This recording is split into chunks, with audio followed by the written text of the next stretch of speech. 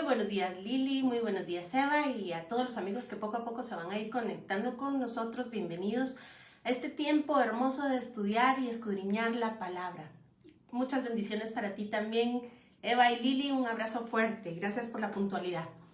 Pues bien, les decía que este es un tiempo por demás hermoso. Vamos a entrar a escudriñar la palabra de Dios, pero a un nivel verdaderamente maravilloso. El día de hoy vamos a hablar acerca, como lo habíamos venido haciendo, Apocalipsis capítulo 4 y 5 desde la perspectiva de los profetas. Vamos a encontrar qué decía Isaías, qué decía Ezequiel, pero por sobre todo vamos a entrar como entró Juan a esa maravilla de revelación del trono de Dios y del que está ahí sentado, el león de la tribu de Judá, el anciano de días, el Adán Kadmón, el Dios todopoderoso, el Santo de Israel, Yehoshua HaMashiach, nuestro Dios.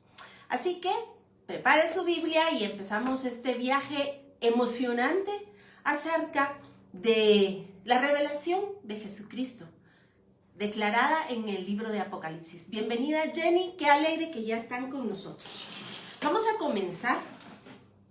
Sabrá Lili, que me ha acompañado en muchos años de estudio, que este es uno de mis textos favoritos, y es que efectivamente en él está encerrada toda la Biblia. Así que acompáñenme por favor al libro de Hebreos, capítulo 1, versículo 1, y ahí daremos inicio a nuestra clase. Dios, habiendo hablado muchas veces y de muchas maneras, en otro tiempo a los padres por los profetas, en estos postreros días nos ha hablado por el Hijo. Y efectivamente lo que estamos viendo en Apocalipsis. En otro tiempo, de otras maneras, muchas veces vamos a hablar acerca de los profetas, que nos anunciaban, incluso por medio de esa simbología y de la lingüística, al que habría de venir en estos postreros días, es decir, a Jesucristo, el que es el heredero de todas las cosas. Así que dice el versículo 2, en estos postreros días nos ha hablado por el Hijo, a quien constituyó heredero de todo y por quien asimismo hizo el universo, el cual, siendo el resplandor de su gloria y la imagen misma de su sustancia, y quien sustenta todas las cosas con la palabra de su poder, habiendo efectuado, y esta es la clave para el día de hoy, para nuestro estudio del día de hoy. Bienvenido Carlos, qué alegre que esté con nosotros. Esta frase es verdaderamente significativa para todo lo que vamos a ver en el trono de Dios. Y dice, habiendo efectuado la purificación de nuestros pecados por medio de sí mismo, se sentó a la diestra de la majestad en las alturas. Si ustedes se recuerdan, la semana pasada estuvimos hablando de los términos tanto teológicos como lingüísticos para determinar el nombre del trono de Dios. Quise de Malcá es uno de ellos, y se recuerda usted que además hablamos que en el español hay un cierto tropiezo lingüístico que pareciera ser o nos da una idea quizá un tanto equivocada. Bienvenida Marina, qué alegre que estés conectada con nosotros. Así que el día de hoy vamos a hablar precisamente de esta revelación de la diestra de la majestad en las alturas, como dice aquí el libro de Hebreos, y se sentó habiendo efectuado la purificación de nuestros pecados por medio de sí mismo, se sentó a la diestra de la majestad en las alturas. Pero entendemos en el hebreo que esto es un concepto teológico que no quiere decir a la derecha. Pastora Susi, qué alegre, qué bueno que estás con nosotros, bienvenida. Sino que a la diestra de la majestad en las alturas se refiere al trono de Dios en el cielo. La diestra se refiere al cielo. Es por eso que el Señor Jesucristo dijo que habrá un momento en el cual pondrá unos a sus corderitos, a sus ovejitas a la diestra y a los otros a la siniestra. Efectivamente. También entendemos que se le denomina en el hebreo la teología de la Merkabah, es decir, de la carroza. Y esto está basado en Ezequiel capítulo 1. Así que el día de hoy vamos a pasar por todos estos textos hasta llegar a Apocalipsis para llegar a entender la grandeza del Dios vivo. Comenzando por la carta a los Hebreos, efectivamente, habiendo hablado Dios muchas veces y de muchas maneras. Y este cuadro pedagógico que estamos pronto a ver en Ezequiel y vamos a pasar también por Isaías, es lo que hemos nosotros designado como, bueno, no nosotros, así se le designa en la teología hebrea como el lenguaje metatextual, es decir, un lenguaje lleno de símbolos que deben de entenderse desde la perspectiva hebrea, es decir, desde su perspectiva completa, desde su historicidad, su cultura, su lengua, su propia escritura. Es todo un conjunto de situaciones que nos ayudan a llegar a una exégesis o una interpretación correcta. Déjenme contarle que lo que el día de hoy vamos a platicar no es una propia analogía que yo establecí, ni textos cruzados que a mí se me ocurrieron armar, sino que esto es nada más el traslado de información que el Señor ha tenido por misericordia de enseñarnos, porque son textos antiguos que están verdaderamente difíciles de acceder para nosotros los de la cultura occidental, debido a que no tenemos acceso a estos textos, y si lo tuviésemos, pues difícilmente sabemos hablar lenguas semíticas e interpretarlas, y me refiero propiamente al hebreo antiguo y al arameo. Así que estos textos han permanecido muy bien guardados justamente por los hebreos, porque si ustedes se recuerdan, estuvimos platicando acerca de la interpretación de la Torá y la forma en la cual ellos atesoran todos estos conocimientos que Dios mismo le entregó a Moisés en Sinaí. Así que, sin más dilamientos, por favor, acompáñenme entonces ahora precisamente al texto de Ezequiel capítulo 1. Y vamos a comenzar en el versículo 4. Y aunque la semana anterior ya habíamos caminado brevemente en esto, déjenme por favor comenzar nuevamente desde el inicio para podernos poner en todo el contexto. Vicente, mi amigo querido desde México, un gran abrazo para allá. Y entonces dice así: el día de hoy vamos a recurrir tanto a la cuestión histórica como también a la cuestión lingüística. Vamos a utilizar el diccionario Strong, nos vamos a ir a la parte hebrea y vamos también a ver esta cuestión cultural, que créanme que hasta el día de hoy el pueblo hebreo, los estudiosos de Torá, conocen profundamente. Así que comenzamos. Y dice: y miré y he aquí, venía del norte un viento tempestuoso y una gran nube con un fuego envolvente. Vea usted que hay dos características aquí: el fuego y la nube. Es importante. Pero además estaba acompañado de un viento, dice, un viento muy fuerte. Cuando usted estudia la Biblia, yo le sugiero que pueda entrar a Google. Ahí usted se pone en el buscador y puede ver la versión interlineal de la Biblia. ¿Esto qué quiere decir? Que le muestra cada una de las palabras en la lengua original en la cual está escrita, y usted puede ver cada una de las palabras, no solo su escritura, su conjugación dentro del texto, pero además el significado propio. Esto es una cuestión verdaderamente interesante, y sin ella no podemos darle una verdadera interpretación a la palabra. Así que, por favor, estudie utilizando ese gran recurso que tenemos gratis en línea. Y dice así, entonces: con fuego envolvente y alrededor de él un resplandor, y en medio del fuego algo que parecía como bronce refulgente. Y aquí voy a parar y voy a hablarle acerca de algo verdaderamente impresionante. Vea usted que en el español se traduce como resplandor y en medio del fuego. Pero esto es lo concerniente a lo que los hebreos conocen como el ojo del Hashmal. Y déjeme contarle de qué se trata. Primero, es importante entender que para los judíos, el ojo de Hashmal, o la llama, empecemos por ahí, la llama de fuego está compuesta por tres partes. Una es el ojo de Hashmal, o su parte más íntima. Cuando usted enciende un fósforo, usted ve que hay una parte oscura dentro de ella que está lo más pegadito al palillo. Pues ese precisamente es el ojo del Hashmal o el Hashmal. Por supuesto, en la antigüedad no existían palillos de cerillos o fósforos, sino que ellos lo hacían a partir del aceite y el aceite de oliva, y usted podría leer todo lo que se dice de este aceite hermoso. Incluso hay una gotita de miel que habla acerca de las olivas y del aceite y la semejanza con nuestro Mesías.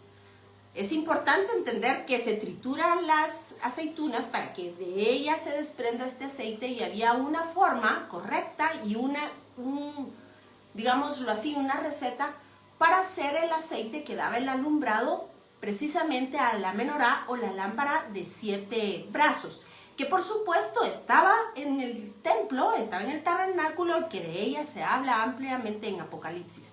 Así que con esto en mente, por favor, recuérdese. Golda, bienvenida, pastora linda, un abrazo. Es importante tener esto en mente porque estamos comprendiendo todas estas figuras hermosas que la Biblia nos habla. Así que a partir de que se encendía este aceite y estaba en el pabilo, se formaba lo que inmediatamente estaba, es decir, el corazón de la llama, es precisamente el hashmal. Es esta parte oscura, pero también se conoce el hashmal como el chisporroteo viviente, el chisporroteo cuando se enciende, por ejemplo, un tronco y son, ¿qué le puedo decir? Por ejemplo, el encino produce muchas chispas, muchas chispas. Eso es lo que se conoce como el hashmal. Inmediatamente después, el cuerpo de la llama, o la llama en sí misma, se llama Esh, y esto se traduciría como fuego. Y es importante entender que es la parte principal que se lo voy a leer aquí, que proporciona la principal fuente de luz. Es lo que más alumbra, es la parte más gruesa o más grande de la llama. Y esto es importante entenderlo. Representa la luz de Dios. Y de esto, alrededor de la llama, hay un halo de luz precioso que recibe el nombre de Nogá. Y no es casualidad que ese sea el nombre precisamente con el que se describe a la luz en Génesis. Génesis 1, versículo 3. Cuando estaba en la tierra toda la creación, tohu babohu, es decir, a oscuras, en tinieblas. Y es que fíjese usted que cuando Satanás pecó, Dios lo sacó del trono de su presencia y creó Dios un lugar en tinieblas para que pudiese estar. Y fue precisamente en ese momento de la creación, en ese lugar de las tinieblas, en este mundo de tinieblas, así se le conoce en la teología judía a este mundo, que Satanás tuvo un lugar para estar. Y es por eso que entonces esto se desprendió de la gloria de Dios. ¿Se recuerda usted aquel texto que dice que por cuanto todos pecamos, todos estábamos destituidos, desprendidos? Tohu babohu, tohu efe. Hemos hablado de este término constantemente. Así que Génesis nos relata precisamente ahí que entra la Nogá. Y cuando hemos hecho el estudio acerca de la lingüística del verbo que se utiliza en el hebreo, vemos que no es la luz como una cuestión creada, sino más bien como una cuestión traída. Es aquí que no entra la luz completa. Bienvenido mi hermano, Pastor Miguel Ángel Casimiro, qué gozo que estés aquí. Gaby Jiménez, Florian, también un abrazo. Y entonces, fíjese usted, yo necesito por favor que utilice usted la imaginación. Pero es aquí cuando Dios dice, y sea la luz, pero no como una cuestión creada, sino como una cuestión traída. Y el término que utiliza es Nogá, precisamente este halo de luz del cual yo le estaba hablando hace un momento. Así que vemos el hashmal, vemos el esh y vemos la Nogá en una misma llama. Es la Nogá la que entra a la creación para dar orden. Y luego dice, y el Espíritu del Señor se movía sobre las aguas. Es decir, nos está hablando del mismo Espíritu del Mesías. Es esta Nogá, el brillo que rodea la llama, la que entró. Pero ¿sabe? Esta es una disminución de ese gran fuego santo y eterno. Porque era imposible que este fuego pudiese entrar a lo creado, porque lo creado estaba en completo pecado, desprendido de la gloria de Dios. Así que recuérdese usted todo lo que Jesús dice, yo soy la luz del mundo. ¿Se recuerda? ¿Y cómo apareció, cómo le fue revelado el nombre del Santísimo a Moisés? Sino en una zarza de fuego. Así que vea usted que es precisamente la misma referencia que se hace en Ezequiel, porque la Biblia no miente, no se equivoca y es exactamente la misma. Así que déjeme contarle que además, para poder ir entendiendo, vea qué cosas más hermosas dentro del ritual hebreo podemos entender. Resulta ser que en Shabbat son las mujeres las que prenden la luz de las velas, precisamente anunciando al Mesías. Y fíjese que inmediatamente se tapan los ojos y luego se los destapan y ven la luz. Y esto tiene una razón de ser, y es que representa la oscuridad, la misma de Génesis, la misma de nuestra vida antes de nuestro Mesías. Pero cuando los ojos son destapados y vemos la luz, vemos la Nogá, nuestros ojos son abiertos. Es exactamente lo mismo que Pablo nos describe. Es lo mismo que nos describe Juan acerca de Jesucristo. Es lo mismo que él nos dice en la fiesta de los tabernáculos. Yo soy la luz del mundo. Es decir, nosotros fuimos trasladados del reino de las tinieblas al reino de la luz admirable de Cristo Jesús. Entonces, en el entendimiento judío, dice que el alma o la nefesh de un ser humano representa la vela de Dios. Es decir, esa chispa, vea usted, esa chispa de Dios dentro de nosotros. La palabra hebrea, hashemenen, significa aceite, que es exactamente la misma palabra que se forma con las letras en distinto orden con la palabra nefesh. Así que la nefesh, o ese soplo de Dios que nos ha dado, es precisamente el aceite que arde para que su chispa santa viva en nosotros. Dígame si no es una cosa hermosa. Y de aquí que la conmemoración, la fiesta de Hanukkah, hable de la fiesta de las luces y el tiempo precisamente de milagros. Y de esto, si usted me acompaña, hasta no sé este año si caerá en noviembre o en diciembre, pero en la próxima fiesta de Hanukkah estaremos estudiando acerca de este fuego santo, la gematria de los números, cómo anuncian al Mesías, como esas velas anuncian al Mesías, anuncian el dam, la sangre del Mesías, anuncian precisamente ese aceite que se quema para que usted y yo podamos brillar. Y se lo voy a demostrar en un momentito en Ezequiel. Así que es verdaderamente una cosa asombrosa y hermosa cuando vamos haciendo todas estas conexiones bíblicas. Ahora bien, vámonos entonces a lo que dice el diccionario Strong. Nogá. La definición de Nogá está descrita en el número 5050 del lado hebreo del diccionario y quiere decir luz, resplandor o resplandecer. ¿Se recuerda usted que acabamos de leer precisamente Hebreos y dice que Jesús es el resplandor de la gloria de Dios? Así que cuando Ezequiel nos está hablando de la Nogá que brilla en medio del Hashmal, entendemos que habla de nuestro Mesías. Y Esh, la palabra que se traduce como fuego, usted la encuentra en el 784 y su definición es pues precisamente fuego. Pero también es arder, es ardiente, es ardor, encender el fuego, es quemar y es refulgencia. Así que vemos las implicaciones lingüísticas de estos términos. Y con esto vamos a continuar. Por favor, téngalo en mente porque esto es la base para lo que vamos a ir viendo. Y entonces dice, versículo 5, Ezequiel, y en medio de ella, la figura, es decir, el paná, la forma de 4 seres vivientes. Y esta era su apariencia. Había en ellos semejanza de Adán, semejanza de hombre. Y vamos a entender esto. Dice que lo que se mostraba, su paná, su rostro, era de 4 animales o seres vivientes. La palabra en el Strong es 2421 y es Jai. No sé, no lo puedo pronunciar bien, pero quiere decir vivo, con vida. Quiere decir carne viva, animal, pero también quiere decir bestia, campamento, congregación. ¿Se recuerda usted que la semana pasada estuvimos platicando precisamente aquí atrás? Tengo, y espero que hoy no se me caiga, la ubicación de los campamentos de Israel.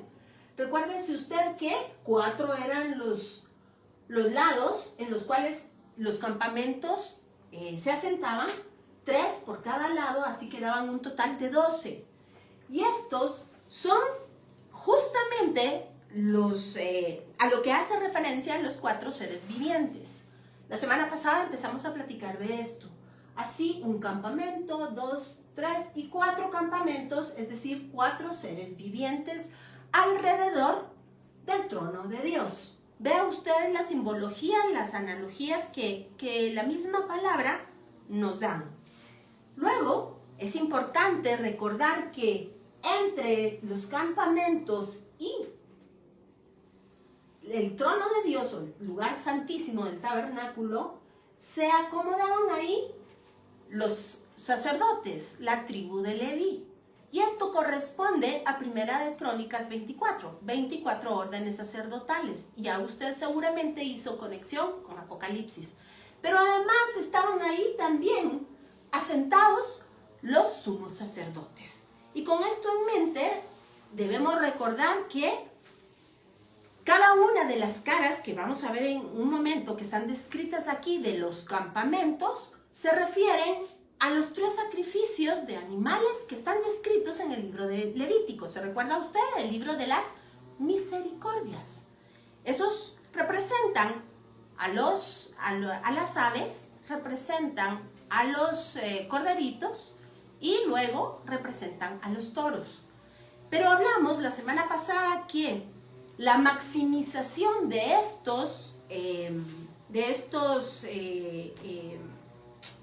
sacrificios es a lo que se refiere Ezequiel y a lo que se refiere Apocalipsis cuando nos habla del paná de estos asentamientos o de estos seres vivientes. Es decir, la maximización de ellos en el sacrificio único de expiación en Jesucristo, que nos habla acerca del carácter de este sacrificio descrito desde diferentes ángulos. La maximización de las aves la da el águila, la maximización de los corderos la da el toro, la maximización del toro la da el león. Y nos queda una cara pendiente y es la de Adán. Por supuesto, no se sacrificaban humanos en el tabernáculo, pero representaba la muerte de todos aquellos que no habíamos sido lavados con la sangre del cordero. Es importante entender esto. Estaba ya prefigurado, estaba por supuesto contemplado. ¿Y sabe cuál fue la primera prefiguración explícita de esto? La sangre de Abel, dice Hebreos, que clama mejor, la sangre de Jesucristo clama mejor que la sangre del justo Abel. Y vea usted la similitud, y es que precisamente es el hermano el que mata a Abel.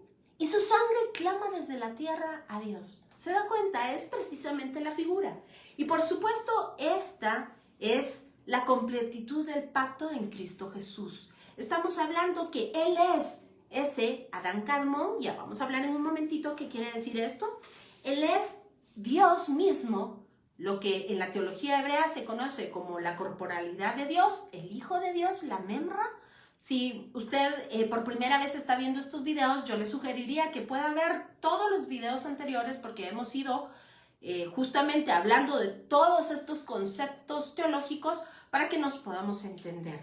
Así que el día de hoy no voy a regresar porque sería muchísimo y no terminaríamos nuestro estudio de Ezequiel el día. Pero es importante entender que esa cara de Adán o como Adán, y esto es significativo. Vea usted que siempre se establece un como Adán, en forma de Adán. Y es que precisamente Filipenses dice que haya en vosotros ese sentir que hubo también en Cristo, que siendo en forma de Dios, no tuvo como esta forma algo que aferrarse, sino que tomó forma de hombre. Y en esta condición, vea usted, es una condición que Jesús adoptó para poder llevar a cabo el plan que estaba establecido. Y de ese plan vamos a hablar en breve. Así que continuemos, por favor. Yo les suplicaría que si usted tiene alguna duda o alguna inquietud, me lo escriba, por favor. Estoy pendiente de los comentarios en el chat. Y dice así: cada uno, hablando de estos seres vivientes que hoy entendemos, que son las tribus, los campamentos que debían de presentar estos sacrificios descritos en Levítico, dice así: cada uno tenía 4 caras y 4 alas, y los pies de ellos eran derechos. Y déjeme contarle, que usted lo puede constatar en el Strong, que cuando habla aquí de los pies, también se puede traducir como los caminos de ellos eran derechos, es decir, rectos, perfectos. Como el cielo, ¿se recuerda? A la diestra. No quiere decir que esté a la diestra en el lugar derecho, sino quiere decir perfecto. Sus caminos eran perfectos, y la planta de sus pies como la planta de pie de becerro, y centellaban a manera de bronce muy bruñido. Y esto justamente habla del ojo de cobre, así está descrito. Y es precisamente algo refulgente. Hay una relación entre esta refulgencia y el fuego del cual hemos estado hablando.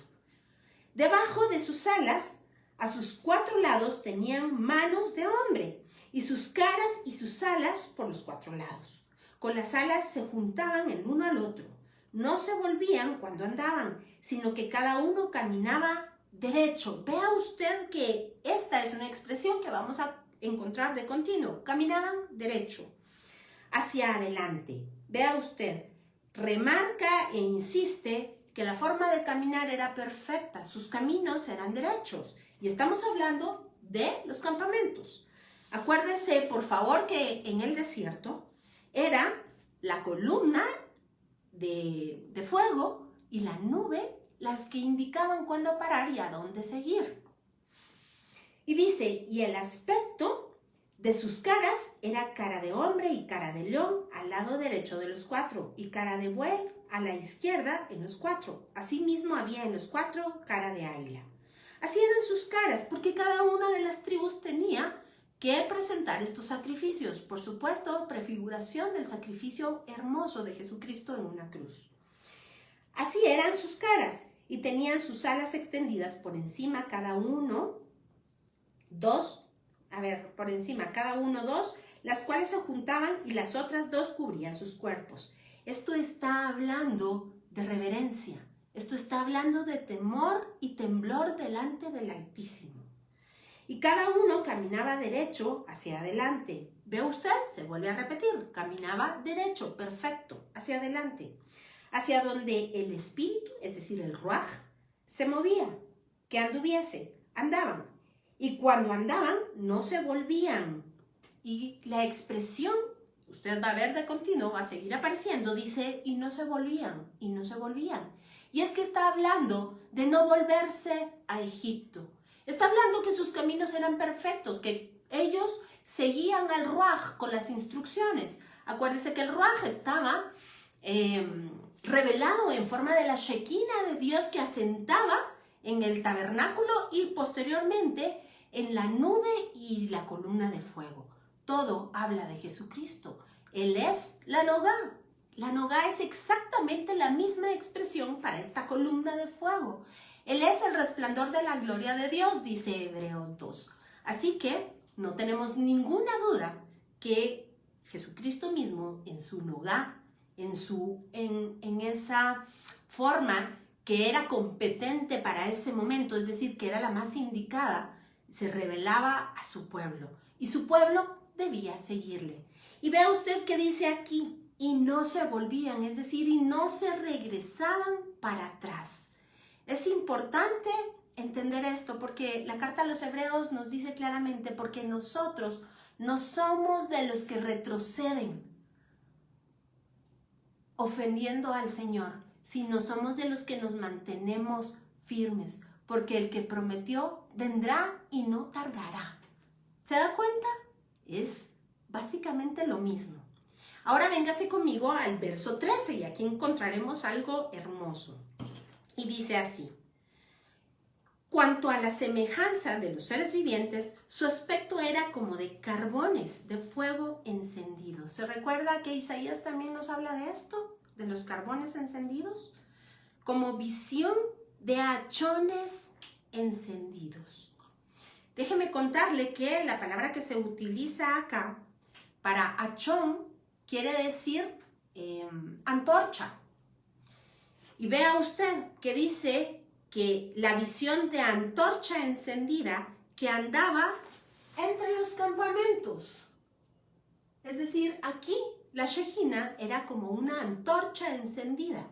Pero es que esto nos lleva claramente a Génesis 15, y aunque no vamos a ir para allá, yo le sugiero por favor que lo lea en casa.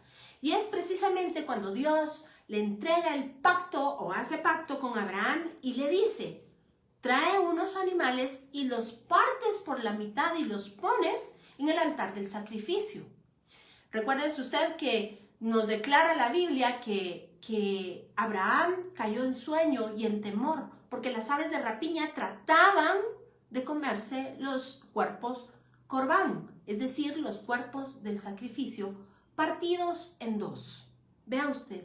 Y luego explica Génesis que un hachón de fuego caminaba entre los animales, entre los cuerpos de los animales que se estaban quemando en sacrificio. Y la forma, dice el Talmud, en la cual este hachón caminaba entre los animales era cerrando la forma del 8, porque si usted se recuerda, el 8 representa la eternidad, un pacto eterno, y también representa nuevos comienzos. Así que es por esta causa que, si usted me acompaña por favor a Hebreos capítulo 10, dice de la siguiente manera. Versículo 14. Porque con una sola ofrenda hizo perfectos para siempre a los santificados. Y si usted continúa, por favor, en el 19 dice: así que, hermanos, teniendo libertad para entrar al lugar santísimo por la sangre de Jesucristo y por el camino nuevo y vivo que nos abrió a través del velo, esto es su carne, y teniendo un gran sacerdote sobre la casa de Dios, acerquémonos con un corazón sincero en plena certidumbre de fe, purificados los corazones de mala conciencia y lavados los cuerpos. Y en cuanto a esto tenemos que decir que aquí se describe el corbán, el cuerpo del sacrificio. ¿Se recuerda usted que los evangelios declaran que el velo se rompió de arriba abajo porque fue Dios mismo el que abrió la entrada para que pudiésemos entrar al trono de la gracia, para hallar misericordia y oportuno socorro? Así que dice, Hebreos nos explica que con un solo sacrificio, y este sacrificio nos dice un poquito más abajo, que fue su sangre derramada y su carne partida en dos, es decir, el velo. Nos hace referencia a Génesis, nos hace referencia a Ezequiel. Jesús es el corbán, es el cuerpo de sacrificio que fue rasgado en dos para que usted y yo pudiésemos entrar a donde hoy estamos estudiando, al lugar mismo de su presencia, que está descrito en Apocalipsis y que luego un día sabemos que es la esperanza que no avergüenza. Descrito también en Apocalipsis 21 y 22. Cielos nuevos, tierra nueva, ya no habrá más necesidad de sol ni de luna porque el Cordero será nuestra lumbrera y entonces viviremos a su luz por toda la eternidad. Dígame si esto no es una cosa hermosa. Y dice que este hachón encendido caminaba, regreso a Ezequiel 1:13, entre los campamentos, que andaban entre los seres vivientes y el fuego resplandecía y del fuego salían relámpagos. Por supuesto, los relámpagos hemos platicado que son figura del poder de Dios. Pero fíjese usted que yo me imagino que usted ha visto a algunos judíos hasídicos que hacen un movimiento, un vaivén de adelante para atrás. Y es que esto representa precisamente lo que le platicaba yo al principio, que representa esa chispa que Dios ha puesto en nosotros. Así que nosotros somos esas chispas que han salido de este hachón, es decir, de esta antorcha. Y pues cuando ellos se mueven, hacen referencia precisamente a este versículo 13 de Ezequiel 1 y habla que somos parte, o Dios nos ha hecho a esa semejanza, a su semejanza. Y fíjese que es tan representativo esto dentro del pueblo de Israel que incluso hay una expresión que dice: estoy tan contento que parezco antorcha ardiente. Vea usted, qué relación más hermosa la que hay. Así que cuando usted vea a un judío, recuérdese que está haciendo memoria de Ezequiel capítulo 1. Y por supuesto, esto también es un método de estudio, el método kinestésico, que relaciona el movimiento con el aprendizaje. Pero es hermoso entender que nuestra neshama es ese aceite que Dios enciende para que seamos nosotros esa chispa que lo evoca a Él, parte de su semejanza. Versículo 14. Y los seres vivientes corrían y volvían a semejanza de los relámpagos. Vea usted que, le voy a buscarla, a ver, dice acá. Permítame que se me perdió, vamos a ver. Aquí está. En el versículo 14, la palabra que se utiliza es ratzá, traducido como correr. Pero fíjese usted que la otra traducción que es correcta, además de correr, es deleitarse en. Así que dice que los 4 campamentos se deleitaban en la presencia de la Shejina del Señor, del Achón, es decir, del fuego que habitaba en el tabernáculo. Y luego dice que regresaban, iban y venían. La palabra que se utiliza ahí es shuv. Usted la encuentra en el Strong 7225 y dice volverse. De aquí para allá, alejarse, regresar e ir y venir.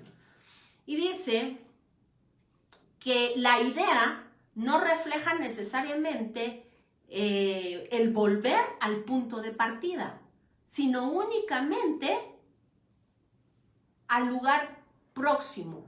Esto se refiere, por supuesto, a la Shejina. Hemos hablado que sus caminos eran perfectos, eran derechos, dice acá, que no regresaban, no retrocedían a Egipto, sino que hablan nada más en que se deleitaban y regresaban al Señor. Es decir, era un refrigerio. Ellos, como cuando usted refacciona, como cuando tiene hambre y se acerca a comer, pues es exactamente lo mismo en el aspecto espiritual. Ruth, bienvenida. Anabel Ardón, también bienvenida. Ana María Monzón, qué alegre. Y Elvira, bienvenidos por estar estudiando con nosotros. Así que dice que este regreso, este refrigerio, este volverse a su deleite, a la antorcha, causaba una restitución. Era además un reposo para ellos, era un refrigerio que restauraba. Vea todo lo que quiere decir el término shuv.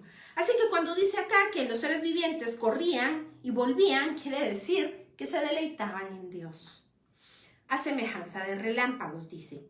Mientras yo miraba, los seres vivientes, he aquí una rueda sobre la tierra junto a los seres vivientes a los 4 lados. El aspecto de la rueda y su obra era semejante al color del crisólito. Y vamos a comenzar. ¿Por qué habla de una rueda? Y es que precisamente era alrededor. Cuando se habla de la rueda, está hablando alrededor. Por eso hicimos la salvedad al principio, que eran las tribus de los levitas los que se sentaban alrededor, formando la rueda del tabernáculo. Y la rueda interna la formaban los sumos sacerdotes. Así que dice que el aspecto de la rueda y su obra, es decir, todo el ejercicio del sistema levítico, era semejante al color del crisólito.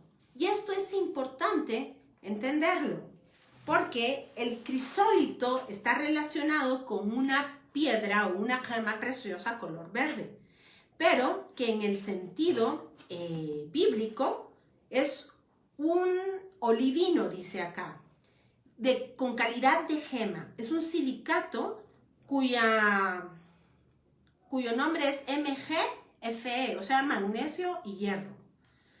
Y dice que se puede traducir también como una piedra singular, especial, como una esmeralda amarilla.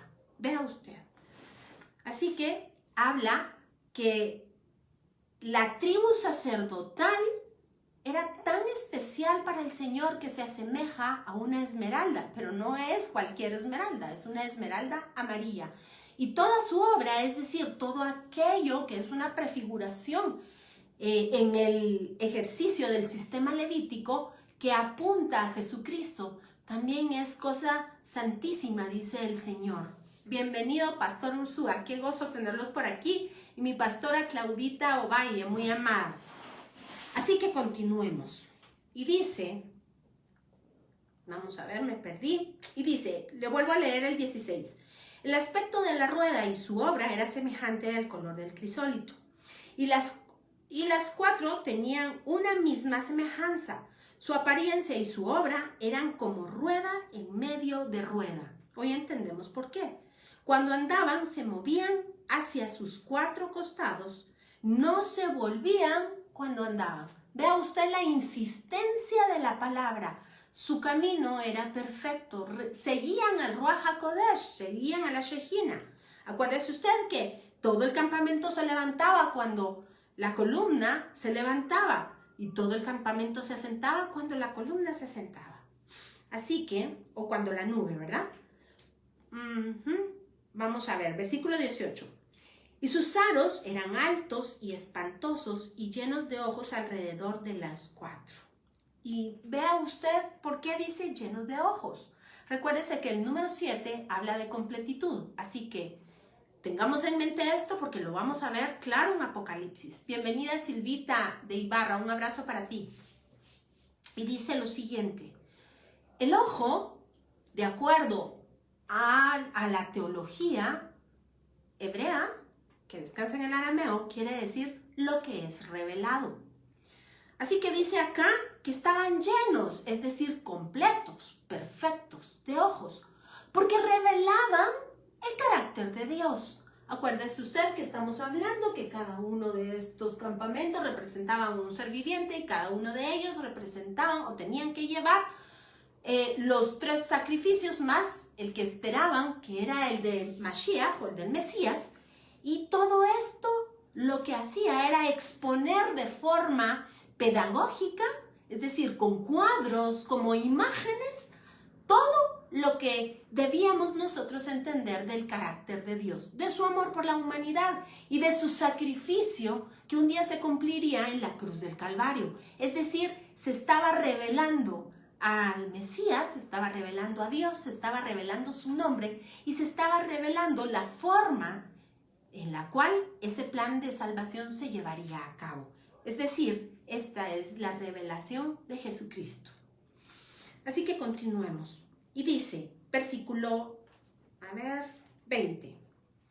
Hacia donde el Espíritu les movía que anduviesen, andaban. ¿Ve? Lo vuelve a decir. Hacia donde les movía el Espíritu que anduviesen, las ruedas también se levantaban tras ellos, porque el Espíritu de los seres vivientes estaba en las ruedas. Y aquí es importante, vamos a ver si lo encuentro yo, el término que se utiliza es nasá. Está en el hebreo 5375 y la definición es elevar. Vamos a ver, pero también quiere decir acarrear, hacer acepción, aceptar.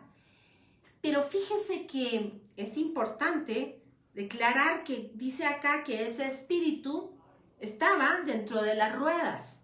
Y las ruedas se movían justamente cuando se movían los campamentos. Pues claro, porque los sacerdotes y sumos sacerdotes caminaban al ritmo de todos los campamentos.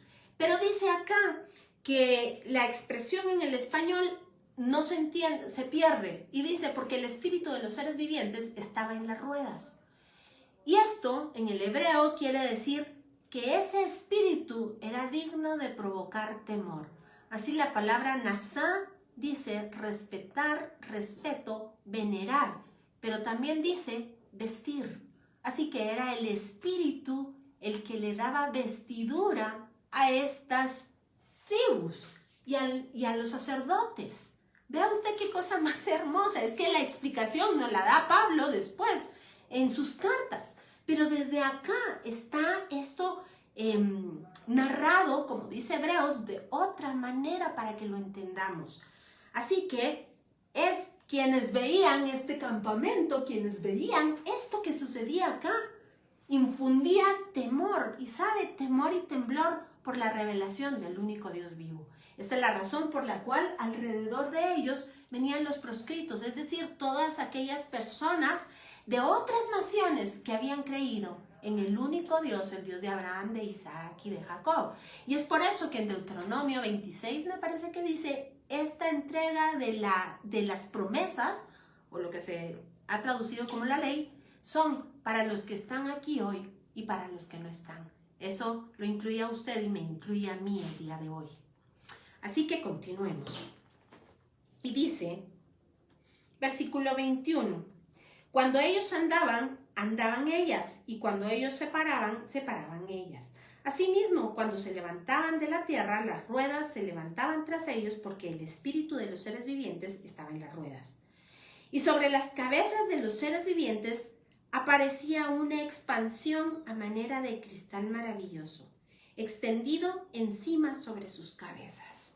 Y vea que efectivamente lo que dice acá es, la expresión hebrea es ojo del Keraj, y esto se traduciría al español como la expansión. Esto es como un cristal refulgente, un cristal digno de ser temido y extendido sobre sus cabezas. Y recordémonos que entonces esto hace clara alusión a la nube que los cubría para que no sufrieran los vejámenes del calor en el desierto. Esta es la nube, el cristal. Acuérdese usted, y le voy a hacer otra analogía. Recuérdese usted que las nubes están formadas de gotitas de agua. Y precisamente el lavacro, que está aquí ubicado, se conocía como el mar de cristal. Así que haga la conexión con el libro de Apocalipsis. Y dice, versículo 23, y debajo de la expansión de las alas de ellos estaban derechas, extendiéndose la una hacia la otra, y cada uno tenía 2 alas que cubrían su cuerpo.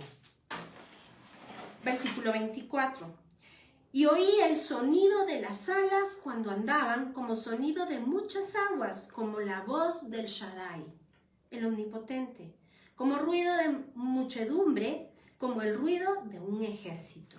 Si usted no pudo estar con nosotros en todo el estudio que hicimos a lo largo de el estudio precisamente de Apocalipsis y de Hebreos, están los videos, usted puede buscarlos, todos están titulados y dicen justamente algo acerca del nombre. Y usted ahí podría entender cómo el Shaddai es precisamente Jesucristo mismo, el Dios Todopoderoso, el Santo de Israel. Y quiero contarle que hay un ejercicio, la Biblia es un compendio de matemática. Y hay una forma que quizás lo podamos hacer al terminar, utilizando fórmulas de física que podemos entender como el Shaddai es la misma luz. Y lo podemos sacar por medio del teorema de Pitágoras. Es impresionante y usted y yo nos daremos cuenta que efectivamente el Shaddai es igual a la luz. Así que vamos entonces ahora, 25, y dice, y cuando se paraban y se bajaban sus alas, se oía una voz de arriba de la expansión que había sobre sus cabezas. Vea, esta voz salía de la nube. Y sobre la expansión que había sobre sus cabezas se veía la figura de un trono que parecía de piedra de zafiro. ¿Se recuerda Éxodo 21? Platicamos acerca de esto. Y sobre la figura del trono había una semejanza que parecía de hombre sentado sobre él. Así que vea usted que utiliza nuevamente el término una semejanza a Adán, una semejanza al hombre. Y es que dentro de la teología hebrea se conoce el término de Adán Kadmón. El Adán Kadmón es el cuerpo de Dios mismo. Déjeme contarle que esto es algo que los sabios antiguos conocían y que realmente fue hasta Maimónides, que ya, no recuerdo cuántos siglos después, no sé, mentiría si le digo, pero busque usted por favor a Maimónides y se dará cuenta que él escribió precisamente un tratado para tratar de desvirtuar el concepto del Adán Kadmón, es decir, de la corporalidad de Dios, que era algo que se conocía desde Moisés. La razón, porque Maimónides se dio cuenta que era muy parecido con lo que el cristianismo, es decir, en el primer siglo se conocían los del camino, los que habían conocido a Jesucristo, hablaban. Así que él decidió, haciéndole un gran daño al judaísmo, escribir ¿qué le puedo decir yo? Esta barbaridad, en donde dice que Dios no tiene cuerpo. Y también, si usted lee el libro de Esdras, se dará cuenta que los judíos también, para orar, se postraban al suelo. Y como se parecía tanto a la Sharia de los musulmanes, Maimónides también habló acerca de esta situación y quitó del judaísmo rabínico estos dos conceptos, como le repito, haciéndole terrible daño al judaísmo. Así que la figura que se habla acá es el Adán Kadmón, es decir, el cuerpo de la deidad de Dios mismo que descendió, del cual nos habla Juan capítulo 1. A ver, continuemos. Y dice el versículo 25. Cuando se paraba y bajaban sus alas, se oyó una voz de arriba de la expansión que había sobre sus cabezas. Y sobre la expansión que había sobre sus cabezas se veía la figura de un trono. Y vea que es solo uno. Y que parecía de piedra de zafiro. Y sobre la figura del trono había una semejanza que parecía de hombre. Uno. Versículo 27. Y vi apariencia como de bronce refulgente. Y esto otra vez habla del ojo de Hashmal. Como apariencia de fuego dentro de ella, alrededor, desde el aspecto de sus lomos hacia arriba. Y aquí quiero por favor que ponga mucha atención. ¿Se recuerda usted que al inicio yo le conté que el Hashmal es la parte íntima del fuego? Pero también es ese chisporroteo que aparecen, chispas, chispas, chispas, chispas. Y aquí claramente el versículo 27 nos da una figura, y yo le suplico que use su imaginación con lo que le estoy hablando. Y dice que esta apariencia de chispas, de bronce refulgente del ojo de Hashmal, de muchas chispas, era la apariencia que tenía de fuego dentro de ella, en derredor, desde el aspecto de sus hombros para arriba. Piense usted en esta figura del Hijo del Hombre con muchísimas chispas de los hombros para arriba. Y déjeme contarle que hay un concepto que se me había olvidado hacerle ver, y es que fíjese usted que de acuerdo a cada civilización, así es la conceptualización que tenemos de los distintos elementos. Lo vamos a ver la semana entrante, si el Señor permite que lo lleguemos a ver ahí, cuando hablemos del color de los caballos. Vamos a ver cómo es la conceptualización de los griegos de los colores, cuál es la conceptualización de los hebreos y la nuestra. Pero en el caso específico del fuego, cada cultura tiene su propia conceptualización del color del fuego. Habrán culturas que le dicen a usted que el fuego es rojo. Para otras, el fuego es anaranjado o amarillo. Pero déjeme contarle que esto obedece a lo que se quema. Así es el color de la llama. Por ejemplo, si usted quema azufre, el color de la llama es azul. Pero acá en el contexto hebreo y de acuerdo a la teología hebrea, el color del fuego es blanco.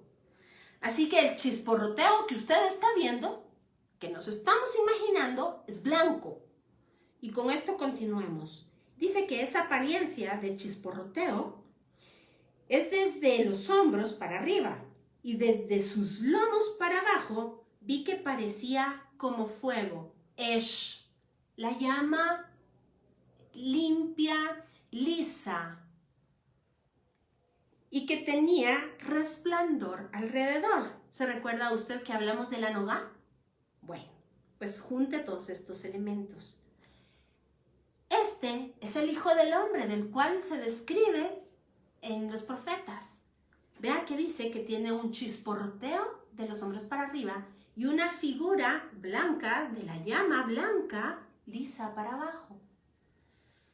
Y tiene un resplandor de la nogá alrededor de él. Por supuesto, usted ya sabe de quién estamos hablando, Jesucristo. Y si usted ve, vamos a ver si me permite acá.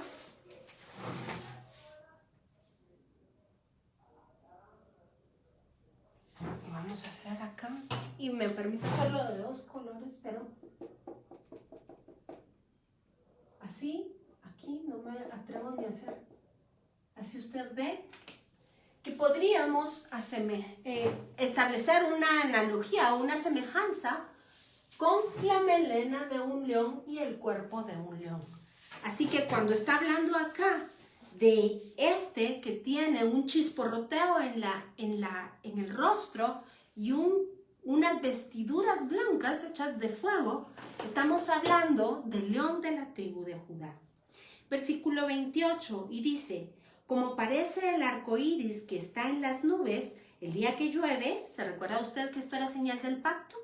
Y si usted me permite recordarle, 7 son los colores que forman este arco iris y casualmente son gotitas de agua que interrumpen el paso de la luz, de un haz de luz, y se descompone y entonces vemos estos 7 colores. Por supuesto, de ellos se habla en Isaías, los 7 espíritus de Dios. Claro, estamos hablando de nuestro Mesías. Y por supuesto, aparecen también en Apocalipsis. Si usted se recuerda, cuando estudiamos el capítulo 1, encontramos que 7 son las formas en las cuales el Espíritu del Señor baja a toda la tierra para revelarse. Así que, vea usted cómo todo pasa. Como parece el arco iris que está en las nubes el día que llueve, así era el parecer del resplandor alrededor. Esta fue la visión de la semejanza de la gloria de Dios. Y me va a disculpar, pero se me quiebra la voz cuando leo esto. Jesús, dice Hebreos, es el resplandor de la gloria de Dios. Lo que estamos viendo es la descripción del mismo trono de la gracia, Jesucristo sentado ahí. Y dice: y cuando yo la vi, me postré sobre mi rostro y oí la voz de uno que hablaba. Esto es verdaderamente impactante. Es en verdad asombroso cómo Dios puede revelarnos eso. Pero a la luz de lo que hemos descrito, yo le pido por favor que se venga ahora conmigo y me voy a agarrar ya no solo una hora, sino que unos minutitos más, porque no quiero que se nos pierda todo esta concatenación de ideas. Véngase conmigo ahora, por favor, Apocalipsis 4, y vamos a leer. Con esto vamos a entender claramente qué es lo que nos está explicando Juan. Y dice la adoración celestial. Apocalipsis 4. Después de esto miré y he aquí una puerta abierta. Y déjeme contarle que el hecho de que diga una puerta abierta nos está hablando de la festividad de Yom Teruah, que recientemente, la semana pasada, día viernes al caer el sol, comenzó por espacio de 2 días. Y vea usted, le voy a señalar cómo en estos capítulos nos habla de lo que se celebra en estas fiestas de Yom Teruah. Así que entendemos que esta adoración celestial, el hecho de que Juan haya podido entrar, es porque las puertas del cielo se abrieron. ¿Sabe? Si usted se perdió de esos estudios, usted puede buscarlos en Fiestas Santas, recién acaban de estar. Israel, el reloj profético, también hablamos acerca de las fiestas altas y podría convenirle y ayudarle a oír todos estos estudios para ir haciendo toda una asociación de ideas. Así que dice, después de esto miré y he aquí una puerta abierta en el cielo, y la primera voz que oí como de trompeta, fiesta de trompetas, hablando conmigo dijo, sube acá y yo te mostraré las cosas que sucederán después de estas. Y al instante yo estaba en el espíritu, y he aquí un trono, uno, ¿se recuerda que igual era en Ezequiel? Establecido en el cielo, y en el trono uno sentado.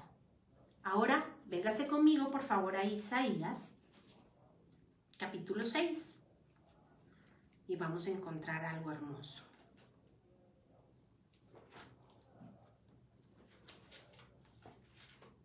A ver. Permítame que se me perdió. Isaías 6, versículo 1, y dice, en el año que murió el rey Usías, vi yo al Señor sentado sobre un trono alto y sublime, y sus faldas llenaban el templo. Y ahorita le voy a platicar yo por qué hice énfasis en esto. Por encima de él había serafines, cada uno tenía 6 alas, con 2 cubrían su rostro y con 2 cubrían sus pies y con 2 volaban. Y el uno y el otro daban voces diciendo, Santo, Santo, Santo, el Señor de los ejércitos, toda la tierra está llena de su gloria. Y usted puede ya unir todos los conceptos que hemos venido manejando. El Hashmal, el Esh, es decir, el fuego, la Nogá, el resplandor de la gloria. Pero quédese en mente que dice que vi a uno sentado sobre un trono alto y sublime y sus faldas llenaban el templo. Y con esto, véngase conmigo nuevamente a Apocalipsis. Y dice, versículo 3, y el aspecto del que estaba sentado era semejante al jaspe, a la piedra de jaspe y de cornalina, y había alrededor del trono un arco iris semejante al aspecto de esmeralda. Y alrededor del trono había 24 tronos, y vi sentados en los tronos a 24 ancianos vestidos de ropas blancas, con coronas de oro en sus cabezas. Y del trono salían relámpagos y truenos y voces, y delante del trono ardían 7 lámparas de fuego, las cuales son los 7 espíritus de Dios. ¿Se recuerda que hablamos de eso? En el capítulo 1 profundizamos más. Y delante del trono había como un mar de vidrio, semejante al cristal. ¿Se recuerda? Y junto al trono y alrededor del trono 4 seres vivientes, llenos de ojos delante y detrás. Llenos de ojos, es decir, revelándonos lo que se había escondido para los antiguos, lo que no les había sido revelado, ahora estaba siendo revelado, y es la misericordia del Señor, anunciada desde los sacrificios levíticos y revelado tal y como dice la carta a los hebreos, y en estos postreros días nos habla en su Hijo, porque Él vino a morir en una cruz. Esa es la completitud del pacto. Y dice, y el primer ser viviente era semejante al león, y el segundo era semejante a un becerro. El tercero tenía rostro como de hombre, y el cuarto era como semejante a un águila volando. Y los 4 seres vivientes tenían cada uno 6 alas, y alrededor y por dentro estaban llenos de ojos. ¿Se da cuenta? Más revelación acerca del carácter de Dios. Y no cesaban de día y de noche de decir, Santo, Santo, Santo es el Señor Dios Todopoderoso, el que es, el que era, el que es y el que ha de venir. ¿Se recuerda usted que cuando hablamos del Esh, cuando hablamos de la Nogá, cuando hablamos del Hashmal, precisamente dijimos que de esta manera se había revelado el nombre de Yod-Heh-Vav-Heh a Moisés allá en Éxodo 3? Pues haga la relación. Y siempre que aquellos seres vivientes dan gloria y honra y acción de gracias al que está sentado en el trono, al que vive por los siglos de los siglos, los 24 ancianos se postran delante del que está sentado en el trono y adoran al que vive por los siglos de los siglos y echan sus coronas delante del trono diciendo, Señor, digno eres de recibir la gloria, la honra y el poder, porque tú creaste todas las cosas. ¿Quién creó todas las cosas? Jesucristo, por medio de Él y para Él, dice Colosenses. Y por tu voluntad existen y fueron creadas, y dice la palabra en Hebreos 1:4, que Él sustenta todas las cosas por la palabra de su poder. Ninguna duda que es Jesucristo mismo. Pero ahora pasemos al capítulo 5 y dice: y vi en la mano derecha del que estaba sentado y en el trono un libro escrito por dentro y por fuera, sellado con 7 sellos. Estamos hablando del león de la tribu de Judá. Tiene un rollo sellado con 7 sellos. Y vi a un ángel fuerte que pregonaba a gran voz: ¿quién es digno de abrir el libro y desatar sus sellos? Y ninguno, ni en el cielo, ni en la tierra, ni debajo de la tierra, podía abrir el libro, ni aún mirarlo. Vea usted, ni aún mirarlo. Y lloraba yo mucho, porque no se había hallado a ninguno digno de abrir el libro, ni de leerlo, ni de mirarlo. Y uno de los ancianos me dijo: no llores, he aquí el león de la tribu de Judá, la raíz de David, ha vencido para abrir el libro y desatar sus 7 sellos. Vea usted qué cosa más maravillosa. Dios mismo, el que está sentado en el trono, decidió hacerse hombre, porque ese rollo representa la completitud de su sabiduría y de su poder, el deseo de su voluntad. Esto quiere decir, si usted estuvo con nosotros, la Golgotá, es decir, su propia voluntad de hacer las cosas y quererlas hacer, es decir, venir a morir, ser quebrado en 2, para darnos vida eterna y regresarnos nuevamente a casa. Así que solo Él es digno. No se halló nadie en los cielos, ni en la tierra, ni debajo de la tierra, ni aun que lo pudiésemos ver. Y dice, repito el versículo 6, y miré y vi que en medio del trono y de los 4 seres vivientes, y en medio de los ancianos, estaba en pie un cordero como inmolado, que tenía 7 cuernos, es decir, 7 relámpagos, el poder, y 7 ojos, es decir, su rostro revelado, su obra, su nombre, su misma sustancia revelada. Un cordero, ¿se da cuenta que fue presentado inicialmente como el león de la tribu de Judá? El poderoso de Israel, el rey. Los cuales son los 7 espíritus de Dios enviados por toda la tierra.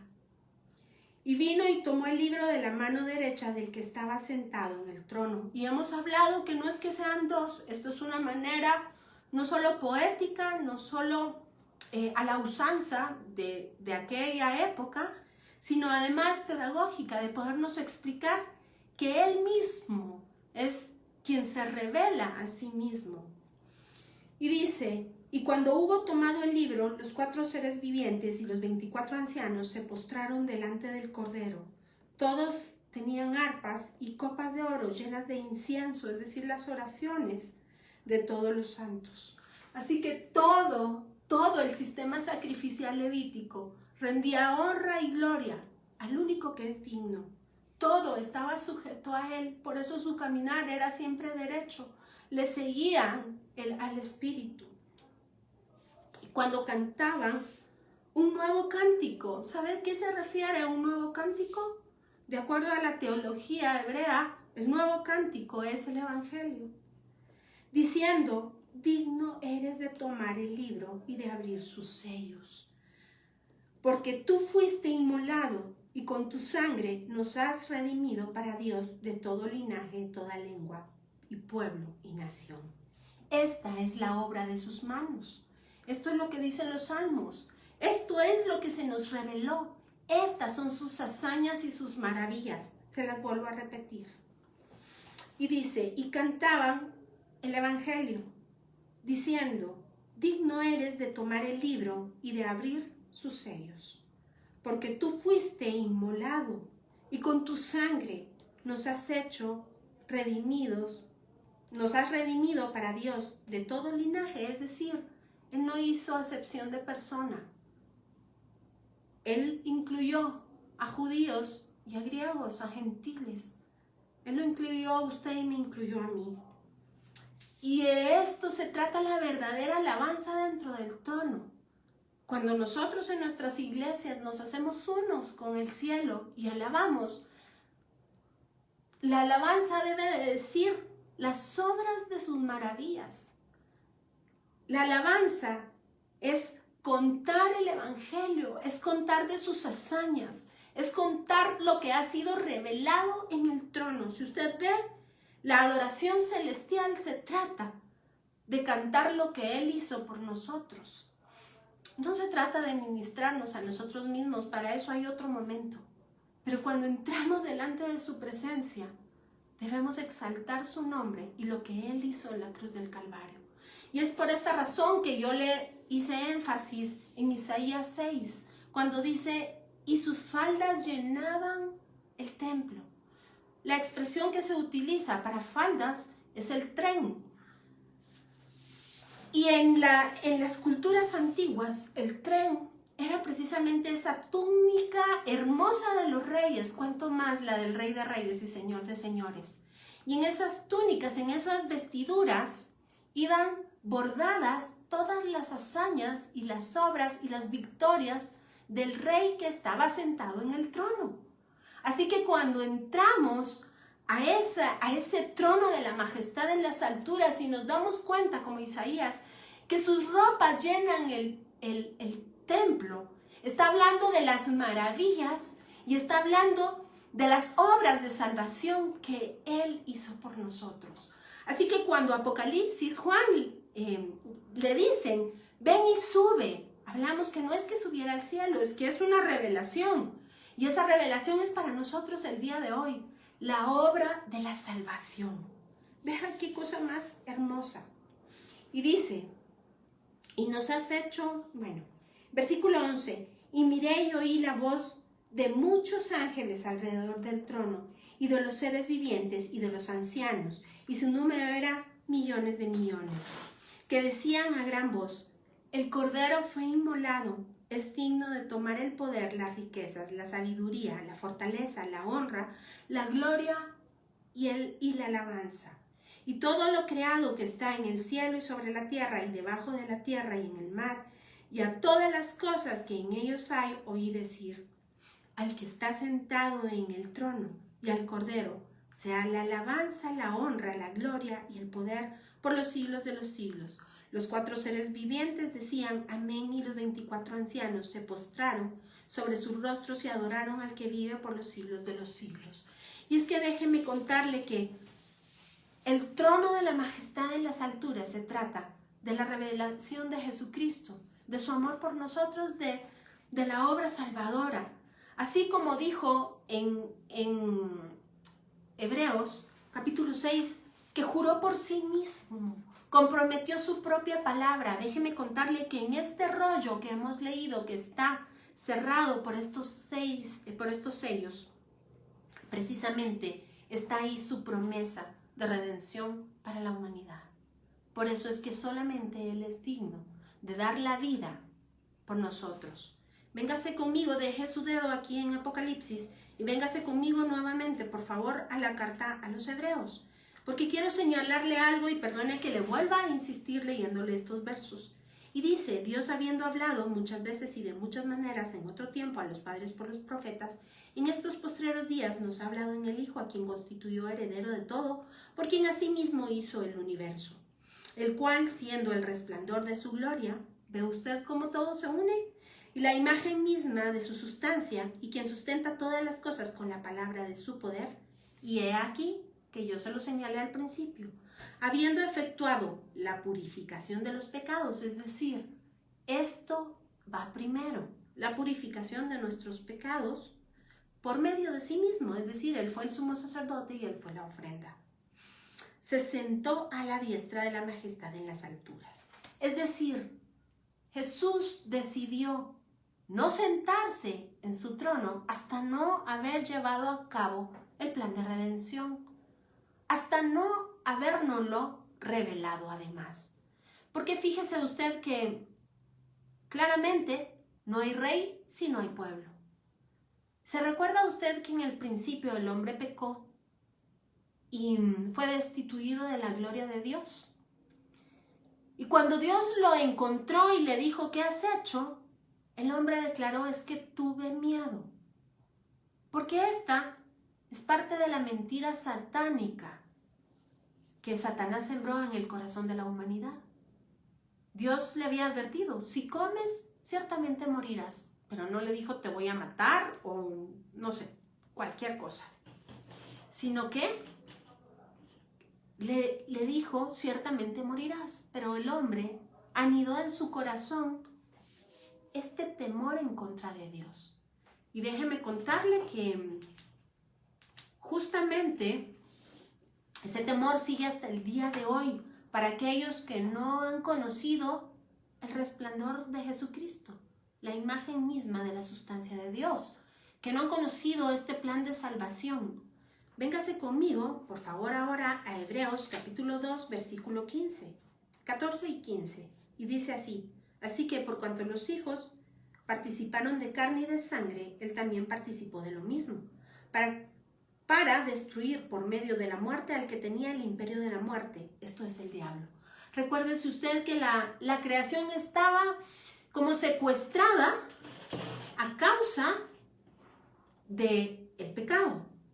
Y Satanás se enseñoreaba, es decir, vino a ser señor de la creación. Y dice acá que en el versículo 15 que todos estábamos sujetos por temor y librar a todos los que por temor a la muerte estaban durante toda la vida sujetos a servidumbre. Es la misma mentira satánica de la creación y la que ha imperado en los corazones de la humanidad hasta el día de hoy. Es por eso que dice la palabra que el amor echa fuera todo temor, porque Jesucristo es el amor descrito en 1 Corintios 13. Así que esta es la esperanza que no avergüenza, el amor de Dios derramado en nuestro corazón, Romanos 5:5. Y es por eso que Él decidió morir en la cruz. Y posteriormente, gracias a eso, poderse hacer un pueblo. Es por eso que esta es la revelación, para que nosotros entendamos el valor de ese sacrificio. Y con completa conciencia, le aceptemos a Él como el Señor de nuestra vida, es decir, el que manda en nuestra vida, nuestro Salvador y el Rey de nuestra vida. Dice Zacarías, capítulo 3, que cuando Él ascendió, las vestiduras viles le fueron quitadas y le fue puesta las vestiduras de sacerdocio, el sacerdocio acepto. Porque Él, dice Hebreos, permanece sentado en su trono intercediendo por nosotros, intercediendo por todos aquellos que aún en sus muchas misericordias ha de salvar todavía, se ha de revelar, y por nosotros para que nos mantengamos firmes hasta su pronta venida. Así que Él es el único digno, y por eso es que Apocalipsis 4 dice que nosotros arrojamos delante de sus pies las coronas que nos han sido dadas. Porque Él es el único digno que destruyó la muerte y que nos dio el derecho de la salvación. El término que Jesús en la cruz utilizó fue tetelestai. Esto quiere decir consumado es. Y déjeme contarle que es un término eminentemente comercial, de compra y venta.